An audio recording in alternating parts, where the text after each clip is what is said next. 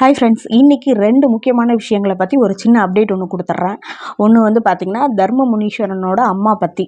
அவங்கள பற்றி பேச என்ன இருக்குது அப்படின்னு கேட்டுறாதீங்க. எல்லாருமே வந்து அந்த அம்மா கோர்ட் வாசலில் பார்த்து அந்த அம்மா பேசினதை பார்த்துட்டு நல்ல அம்மா அப்படின்னு நினச்சிட்ருக்காங்க. ஆக்சுவலி அந்த அம்மா பேசினது ஃபுல்லாக யார் யார் கேட்டிங்க அப்படிங்கிறது தெரியல. நான் ஃபுல்லாக கேட்டேன்.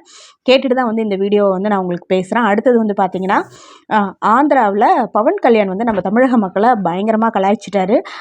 ஆனால் அதோட உண்மைத்தன்மை என்ன, ஆந்திராவில் என்ன நிலவரம் அப்படிங்கிறதையும் வந்து ஒரு சின்ன அப்டேட்டாக வந்து உங்களுக்கு நான் கொடுத்துட்றேன்.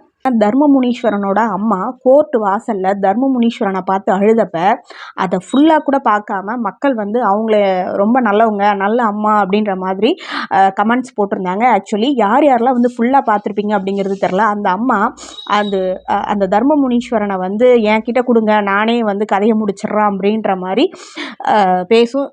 அது கடைசியில் அந்த அம்மா ஒரு வார்த்தை ஒன்று சொல்லும்.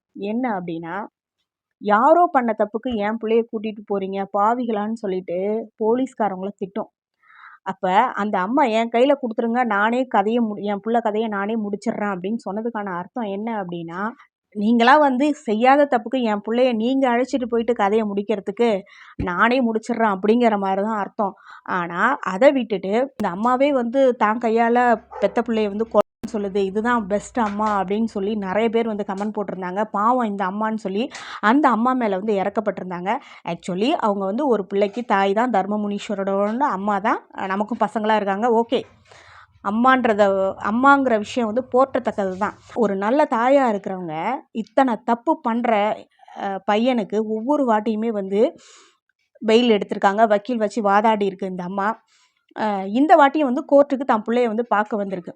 ஸோ கடைசி வரைக்கும் வந்து தான் பிள்ளை நிரபராதி, தான் பிள்ளை வந்து எந்த தப்புமே பண்ணலை அப்படின்னு சொல்லி அந்த அம்மா அந்த பிள்ளைக்கு தப்பு பண்ணுற பிள்ளைக்கு சப்போர்ட் தான் பண்ணிகிட்டு இருந்திருக்கு. அதனால தான் அந்த பையன் இந்த அளவுக்கு வந்து மேலே தப்பு பண்ணிகிட்டு இருந்திருக்கான். ஆரம்பத்தில் அவன் தப்பு பண்ணும்போதே அவனை வந்து பெயிலில் எடுக்காமல், நீ தப்பு பண்ணியிருக்க, பனிஷ்மெண்ட் வந்து உனக்கு கண்டிப்பாக வந்து நீ வந்து அனுபவி அப்படிங்கிற மாதிரி ஆரம்பத்துலேயே இந்த அம்மா ஸ்ட்ரிக்டாக இருந்ததுன்னா அவனுக்கு அந்த நம்ம பண்ணுற தப்பை வந்து குறைச்சிக்கணும் அப்படிங்கிற எண்ணம் இருந்திருக்கும். நமக்கு தான் வந்து பெயிலில் எடுக்க ஆள் இருக்காங்க, சப்போர்ட்டுக்கு ஆள் இருக்காங்க, நம்ம வெளியில் வந்து எதனாலும் பார்த்துக்கலாம் அப்படின்ற ஒரு தெனாவட்டில் தான் அவன் இவ்வளோ தூரம் பண்ணிட்டான். ஸோ அவன் பண்ணதுக்கு இவங்களோட அந்த சப்போர்ட்டுமே, தான் புள்ள தப்பு பண்ணுறான்னா எந்த ஒரு தாயும் வந்து கண்டிக்கணும் ஒழிஞ்சு கூட துணை இருக்கக்கூடாது. ஸோ எனக்கு இதுதான் வந்து தோணுச்சு. பவன் கல்யாண் வந்து அவ்வளோ நக்கல் அடிச்சிருக்காரு. அதாவது நம்ம தமிழக மக்களையும் சேர்த்து தான் அது தமிழக அரசியலை வந்து பயங்கரமாக வந்து நக்கல் அடிச்சிருக்காரு. அதாவது எப்படின்னா, பேசுகிற துணின்னு ஒன்று இருக்கு இல்லைங்களா, அவர் வந்து இப்போ நானும் 15 வருஷமாக இருக்கேன், என்னால் இந்த அளவுலாம் ஜெயிக்க முடியல அப்படின்னு சொல்லிட்டு நக்கலாக சிரிப்பு, ஒரு வார்த்தைக்கும் நக்கலாக சிரிப்பு வந்து நாமெல்லாம் வந்து முட்டாள்தனமாக ஓட்டு போட்டு விஜயை வந்து ஜெயிக்க வச்சிட்டோம் அப்படின்ற மாதிரி பேசியிருக்காரு. அதாவது கட் அவுட் விஷயம் அப்படிலாம் நம்ம வந்து பவன் கல்யாண் ஆந்திராவோட அரசியல் நிறுவனம் நமக்கு வந்து தெரியாது அப்படின்னு சொல்லி பவன் கல்யாண் வந்து நினச்சிட்ருக்காரு.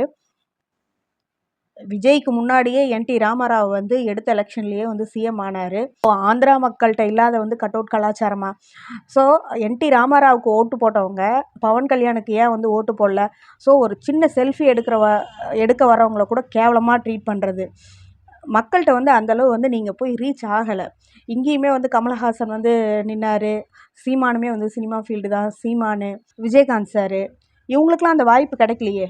ஈஸியாலாம் அவர் ஜெயிக்கலை. எங்கள் அரசியல் சூழல், நாங்கள் வந்து தமிழக மக்கள் வந்து மாற்றத்தை எதிர்பார்த்து நாங்கள் வந்து ஓட்டு போட்டிருக்கோம்.